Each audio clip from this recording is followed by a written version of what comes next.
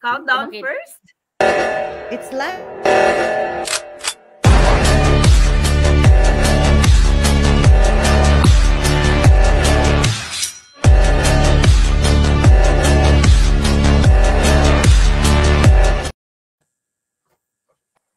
Hello, hello! Live. Hello! We are live! Hello, everybody! Hindi ko alam, ano ba? Paano ba yung hello, everybody? Hello, mga kababayan! Ayun! Hello, mga kababayan! Magandang umaga! Magandang umaga, magandang tanghali, magandang hapon, magandang gabi. Kung saan po ninyo pinapanood to, hello. So, wag po kayong mag-alala. This will be time well spent with us. Doon po sa mga ngayon pa lang nakakakita sa mukha namin, maraming salamat po for sharing this wonderful time with us. And at the same time, nandito po kami to provide you with some gold nuggets and some helpful information and inspiration and even encouragement para sa daily life ninyo, sa work life man yan, sa personal and business. So, bago po namin simulan, magpapakilala po muna kami and simulan natin kay Maria from USA. Hello mga kababayan! Magandang umaga, Pilipinas! Magandang tanghali kung saan panig man kayo nanonood sa amin ngayon at magandang gabi dito sa UK at sa Canada. Ako nga pala si Maria Rosbach. I'm a full-time inventory controller in one of the third largest home improvement store here in the US. I'm a wife. I'm a farm mom. I was born in Negros Island, Philippines, and I grew up in Quezon City, Philippines. And I'm a proud digital business owner. Yay! Thanks, Maria. Thank you, thank you. So, fly tayo sa Canada. Ate Evangeline, the floor is yours. Hello, hello. Magandang umaga sa inyong lahat. Hapon man, tanghali o gabi. Kasi gabi dito sa amin. Kumusta kayong lahat? Ako po ay si Evangeline, tubong Bulinaw, Pangasinan. Pero naninirahan na ngayon dito sa Canada, sa Vancouver, for 20 years na ngayon. So, I'm a mom, a wife, a caregiver, a healthcare worker, and a proud digital business owner. Yan. Thank you, Ate Evangeline. Ngayon, punta naman tayo sa other part of Canada. Hello, Mary Ann. Hello everybody! Magandang araw po sa inyong lahat na nakikinig, nanonood sa amin ngayong araw na ito. It's a very exciting day kasi it's a first of a series dito sa amin na Pinaypreneur Hustle Hub Show. So ako po pala si Mary Ann on the other side of Canada, Eastern in Ontario, Canada. An immigrant from Manila, Philippines, and ngayon po nasa Ontario, Canada na. We moved here from 2007. I'm a mom of two, a wife. I'm a sales administrator and I'm online business owner and mentor on the side. Hello po! Thank you, ladies. Ano yan? Thank you, Binibini. Yeah. So, thank you, Mary Ann, for the introduction. And my name is Mary Rose, taga Vancouver, Canada naman. And neighbors kami ni Ate Evangeline. Neighbors, pero hindi pa kami nagkita in person. 18 years na kami dito with my family. And for mommy din ako. And dati akong banker, ngayon sa healthcare na and proud digital business owner. So, itong series na to, catered siya to all our fellow Filipinos out there. But if you can understand the language, you're more than welcome and be a part of our community. Proud Pinaypreneurs kami. Ang intention namin is for you to know and be encouraged na kaya nyo rin maging mom, employee, and then a business owner pa, kayang-kaya nyo. So, yun ang goal namin. And also, gusto rin namin bigyan kayo ng mga helpful tips kung paano namin minamanage yung everyday life namin as business owner / mom 24/7 / what every other role we're doing in our life dahil marami yon. So today, gusto naming simula. Actually, 5 kami. And hello MJ. She will be joining us sa mga susunod naming meetings na ganito. But she's another wonderful lady from the US. And yeah, we're gonna miss her today. But yep, our topic for today is setting goals for 2025. And we will be sharing tips paano i-balance ang personal, business, and work goals. Meron akong quick question, ladies. Ano? Yes. For 3 Ready. points. For 3 points? 3 points. Hindi. Bakit ba kailangan nating magkaroon ng goal? Ba't di na lang pwedeng whatever? Bakit kaya importante na may goals tayo? Para sige, ma-achieve natin. Hindi, si Maria muna. Muna, sis. Okay, Maria, go. Sige. I-share ko lang sa mga nanonood ngayon. So, importante talaga na i-prioritize natin at i-define natin kung ano talaga ang klaro na goals natin for 2025. So, kailangan natin start by identifying what matters most in our personal life with our business, diba? Hindi lang personal life, but business and work. So, importante talaga na you create a vision board para mag-map out ang vision board. I map out a vision board that includes visual presentation of what I want to achieve. Whether it's travel, spending more time with my family, helping the community, hitting some milestones, yun yung mga goals ko. Because seeing it every day on my wall or in my computer keeps me inspired and focused. So, importante talaga na magkaroon tayo ng vision board. Tapos as a digital entrepreneur, ginagawa din namin, isang tip na mabibigay ko is time blocking and scheduling. So, ginagawa namin yon as a digital entrepreneur para magkaroon pa kami ng more time with our family, sa mga may sakit naming pamilya, diba? Para mas maalagaan pa namin at saka sa mga kung may mga anak, of course, maalagaan natin yung mga anak natin pag meron tayong time blocking and scheduling. So, I allocate a dedicated time for personal, business, and for work tasks. So, like for example, sa morning, nagagawa ko na yung business ko, na ano ko na siya sa, meron kaming business suite na ginagamit. So, nag-automate siya yung business namin. So, and then the afternoon naman, that's when I run my errands. And then the evening is I spend more time with my family. That's why our business is automated. Kaya yun yung maganda kasi meron kaming business suite na ginagamit. Tapos, importante din na magkaroon tayo ng regular check-in sa ating business adjustment para malaman natin, pwede nating i-tweak ang ating goals. Kasi syempre, minsan, sa buhay natin, di ba, may nangyayari, may ups and downs tayo. So, importante talaga na magkaroon tayo ng regular check-in sa ating business. Kasi may mga nangyayari hindi natin inaasahan para ma-assist natin ang progress at ma-adjust natin ang mga plano natin sa ating business. Ano pa ba? Yun nga, focus on growth and learning. Kasi dito, meron kaming unlimited coaching and mentoring. At meron din kaming masterclass. Very, free siya once you're in the business. Ayun ang maganda. Kasi nagagamit namin ng masterclass at nag-grow ang aming business because we are doing this masterclass. So, once you're in the business, magagawa na siya. Kasi nandun na siya, libre siya.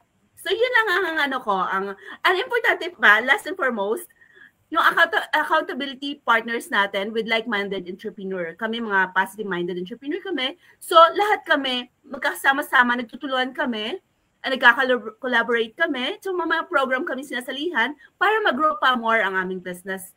Tips ko lang talaga, kailangan magkaroon ka ng, in order to grow your business, kailangan maging more dedicated ka. Tapos, ibigay mo talaga yung oras mo at maging patient ka to be successful in this business. Ayun yung insight ko. Back to you, host Mary Rose. Thank you so much. Thanks, Maria. Ang dami. Si Maria pa lang yon. Si Maria pa lang. No, pero totoo yun. Kasi pag wala kang goal, para kang walang structure, wala kang direction. 'Di ba pag bata ka, pag may gusto kang bilhin, goal mo yon. Ang gagawin mo, mag-iipon ka. So same din kapag may business, 'di ba, kailangan clear ka ano ba yung gusto mong ma-achieve. And maraming gold nuggets na naman tayong napulot kay Maria. So thank you so much. Thank you. Okay. How about Mary Ann? Bakit kaya magandang may goals? Oo, talagang actually napakaganda na mag-start ng year. Actually ako personally, minsan pag kunwari nalo-lost ako, iniisip ko, magsisimula ako Monday, fresh start, ganyan. Pero napakaganda kasi January, kakapasok pa lang nung taon. So pwede ka na magplano ng, let's say, per quarter, di ba? January to March muna, ganyan. So itatrack mo siya. Ano ba yung mga kailangan gawin? Nandun yung scheduling, like for example, for the first 3 months of the year, ano ba yung mga kailangan nating iisipin? Nandyan yung mga birthdays, di ba? Kailangan, birthdays. Kung may mga long weekend na holidays, di ba? Paplanuhin nyo kasi especially with me, malilit pa yung mga bagets ko. So palagi sila nagtatanong, where are we going on the weekend? Mga ganyan. So kailangan ipaplano mo, di ba? You'll take that as a consideration as well when you're planning. Hindi naman dapat 6 months, agad-agad, diba? Pwede mong gawing per month, diba? After ng January, pagka mid-January na, planuhin mo na yung February, yung mga ganon. And i-consider mo rin, syempre, like for me, for us, we're business owners as well, isasama mo rin syempre yung business. Kasi nga, what they always say, if you're not posting on your social media accounts, your business is closed, right? So, especially with us, we're doing this as a side hustle right now because we still have our full-time jobs. You have to make time for your business. So, kailangan itatrack mo rin yun. So, kung meron kang per month na tracking for scheduling, dapat meron ka rin per day. So, like what Maria said, in the morning, ganito ang gagawin ko. So, and then after that, work mode. So, like, full-time job, yung pa-prioritize. After nun, okay, wifey duties naman or mom duties, right, pag-uwi. And then sa gabi, medyo malilesen yung beauty sleep natin kasi focus naman tayo sa business, right? Ganon. Pero like what Maria said, since meron tayong automated system, kahit na work mode tayo sa ating empleyado pa tayo sa ngayon, right? It's running in the background. So you will still receive queries or questions from your followers, right? Or you can also schedule your post with our business suite, right? So everything can happen automatically. You just have to make time to schedule everything. So it's really important to have your goals, and then from that goals, do your scheduling, not necessarily in a long, like 6 months or whatever. You can do it weekly for now, and then monthly or whatever, right? And then after that, pagka chinek and balance mo siya, ano yung hindi nag-work? I-tweak natin. Like what Maria said, i-tweak natin. And then after that, hindi pwedeng ikaw lang. Then you'll have, like you guys, right? You're my accountability partners in the business. So we exchange, collaborate. And then from there, may golden nugget ako kay Maria today. Follow ko nga rin kaya yan. Parang ganon, diba? So that's really great with, managing the household and at the same time, the business. Thanks, Sister, Mary I would Ann. like to shout out, mayroon tayong viewers. Elizabeth Domingo, thank you for watching, sister. Hi, Mary Ann Elizabeth. Baron, thank you so much for watching. Thank you. Hello! Thank you Thank sa you, support. O, diba? Yeah, so sabi nga ni Mary Ann, importante talaga yun. At ang maganda sa business na to, hindi siya cookie cutter. So, depende yon sa schedule mo, kung paano mo gustong i-run yung business. And kapag may goal ka na gano'n, halimbawa gusto mo sa araw na to, may posting ka about family. Pwedeng goal mo yan for the day na ito, I want to inspire people about family and how I do it with a digital business. Nasa sayo lahat yon. And part din siya ng goal setting. ang maganda pa sa business na to is marami tayong business owners na nagsimula sa mababang goal.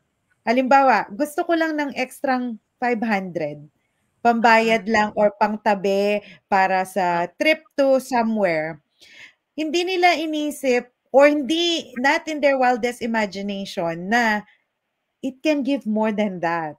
So, nakakatuwa na nagsimula yung goal nila sa $500 lang per month, but it went 10 times or even 20 times more than that. So, kaya importante talaga yung may goal ka. Kasi para kang may arrow na walang target. So, saan maglaland yung arrow mo kapag wala kang goal, di ba? Yun. How about Ate Evangeline? Anong masishare mo sa amin? Ako, 2025 goal? Meron ba ako? Meron yan. Marami. Marami akong goal sa 2025 na to. Kasi my hands are full, so I have to have a goal. So,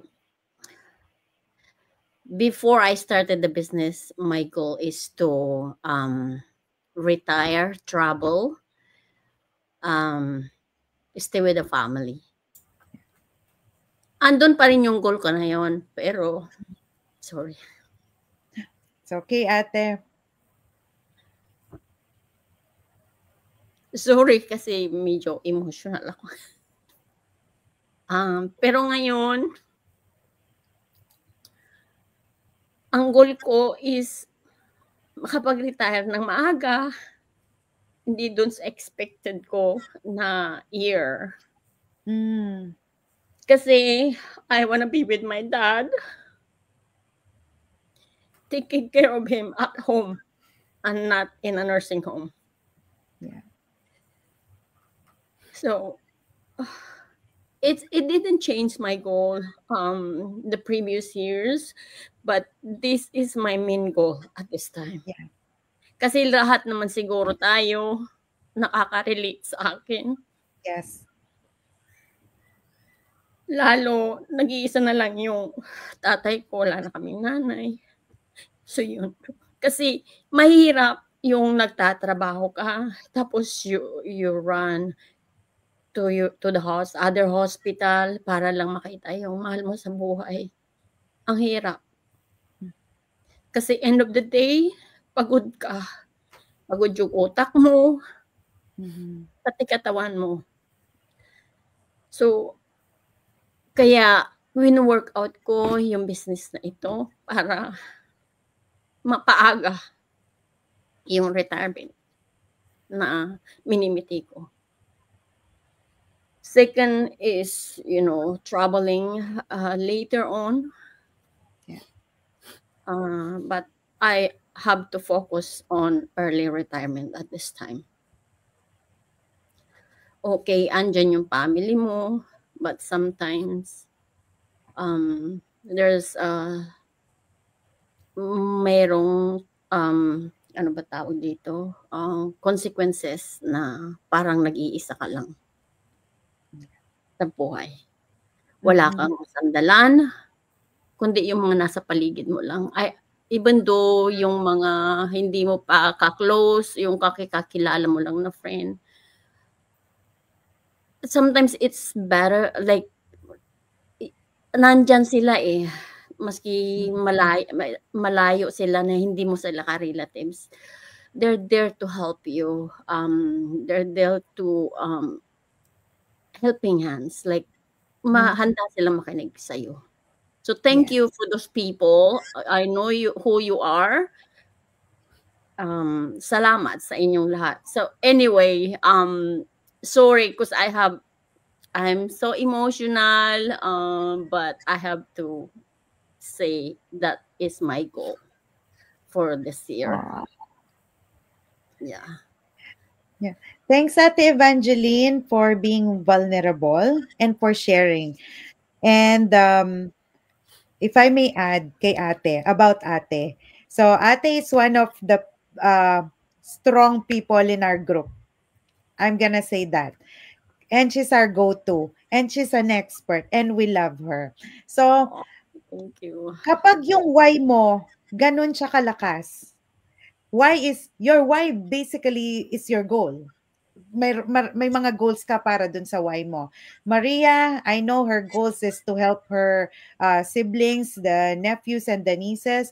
For Mary Ann, meron siyang mga chikiting and gusto niya rin ng good life for her family. And ako din, ganyan. And for ate, this year, may goal na siya before. Pero syempre, goals are like moving, they're living goals.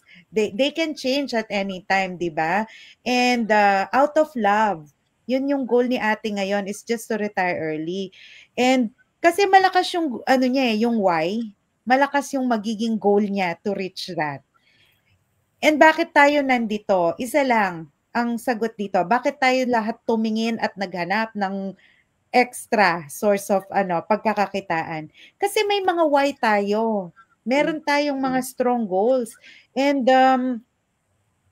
out of love talaga, bakit natin ginagawa tong business na to? And ate, you know what? Sabi nga nila, sa simula lang mahirap, di ba? Pag nagtuloy-tuloy na, ayun na. So, we're gonna be praying for you and for everybody and for tatay's healing. And in no time, I'm sure makukuha mo yung goal na yon. Kasi you're a very hardworking person and you love people so much, especially tatay. And ganyan din, lahat ng nandito. So, yeah, thank you, ate. You know, don't apologize for being human. Lahat tayo ganyan. Lahat tayo ganito. Yeah, so, thank you. Di ba nakaka-touch naman yung mga... Mrs. Elizabeth Domingo, may comment siya para kay Sis Evangeline. Sabi niya, relate much, ate. We get so busy with our careers that we miss our parents getting old. Hugs daw. Yeah. Thank you, Sis Elizabeth. Yeah. Diba? Yeah, so thank you for inspiring a lot of people out there. Lalo na yung mga makakapanood nito, whether live or replay mamaya, or kung kailan lilitaw sa feed nila itong sharing na to. Kasi most of the time, especially ngayong day and age of digital, ang dami nang lumilitaw sa mga social media na ganon. And I'm glad that this actual sharing tonight, meron tayong platform na pwede nating magamit to empower more people out there. We're not just here for the extra income. We're also here to help people na ma-achieve nila yung buhay na gusto nila talaga. Lalo na sa atin, lahat po kami na nakikita nyo, mga immigrants to ng Canada and US, na long time ago, nung nandun pa kami sa Philippines, I'm pretty sure, pangarap namin sumakay ng airplane. Totoo yan. Sumakay ng airplane, kumita ng dollar because of our family. It's always about that. It's about family. It's about this. Pero pagdating natin sa ibang bansa, the grass doesn't grow dollars. Hindi ganun dito.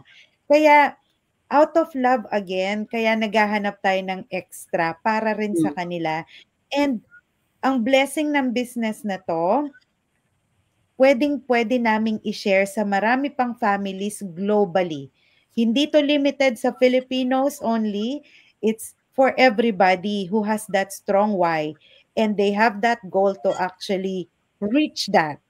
So, however that may look like to you, you can contact us. You can reach out to any one of us.